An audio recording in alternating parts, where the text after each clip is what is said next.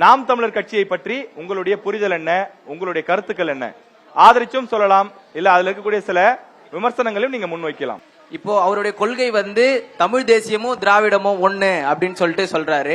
இது வந்து இந்த நம்ம நாடே வந்து தமிழ்நாடு. இப்ப தமிழ்நாட்டுல வந்து தமிழர்கள் தான் ஆளணும், தமிழ் தேசியம் தான் வந்து ரூல் பண்ணணும் அப்படின்றதுதான் அண்ணன் சீமான் வந்து சொல்றாரு.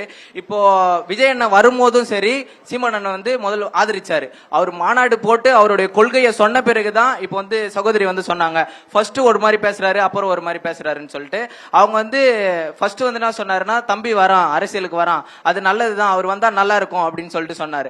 ஆனா அது அவர் வந்து மாநாடு போட்டு அவருடைய கொள்கையை சொன்ன பிறகு தமிழ் தேசியமும் திராவிடமும் ஒண்ணு அப்படின்னு சொல்லிட்டு சொல்றாரு.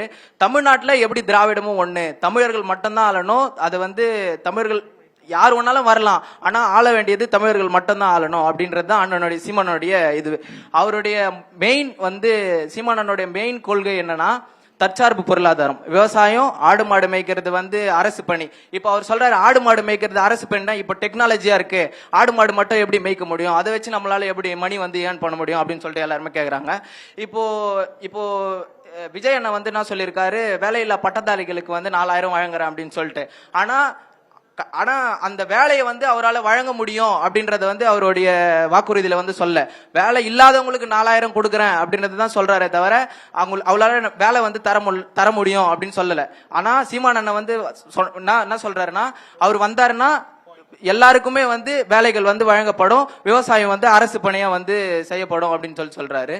அது இப்போ தமிழர்கள் தான் வந்து தமிழ்நாட்டு ஆளணும், அப்புறம் விவசாயம் தான் வந்து எங்களுடைய கொள்கையா இருக்குது.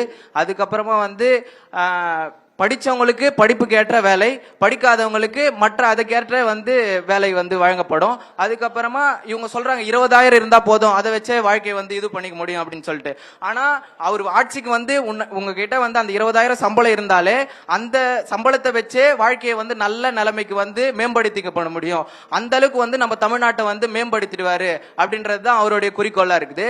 அதுக்கப்புறமா இந்த 50 ஆண்டு 60 ஆண்டா ஆட்சி செஞ்ச பார்ட்டிகள் எல்லாமே இலவசத்தை கொடுத்து நம்ம தமிழக மக்களை வந்து அடக்கி வச்சிருக்காங்க.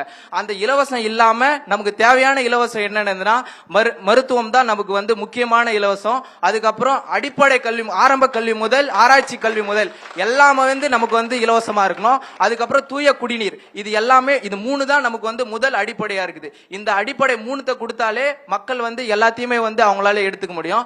அதுக்கப்புறமா சுருக்கமா, ரொம்ப நேரம் போயிட்டு இருக்கு. தம்பி பாசறையில எதுவும் இருக்கீங்களா? மாணவர் பாசறையில சரி, ஏன்னா அந்த வார்த்தை உச்சரிப்பு மாத்தாம பேசுறாரு. சரி, ஓகே, நல்லா பேசுனீங்க, அதுக்காக வாழ்த்துக்கள். அவருடைய பாயிண்ட் அவர் சொல்லியிருக்காரு, அவருடைய பாயிண்ட் அது. இதுதான் நாங்க எதிர்பார்க்கிறோம். நீங்க வந்து அவரை திட்டி தான் பேசணும் கிடையாது, இல்ல ஆதரிச்சு தான் பேசணும், அப்படி எல்லாம் இயற்கை விவசாயம் அது எனக்கு பிடிச்சிருக்குன்னு சொல்றாரு. ஓகே, வாழ்த்துக்கள்.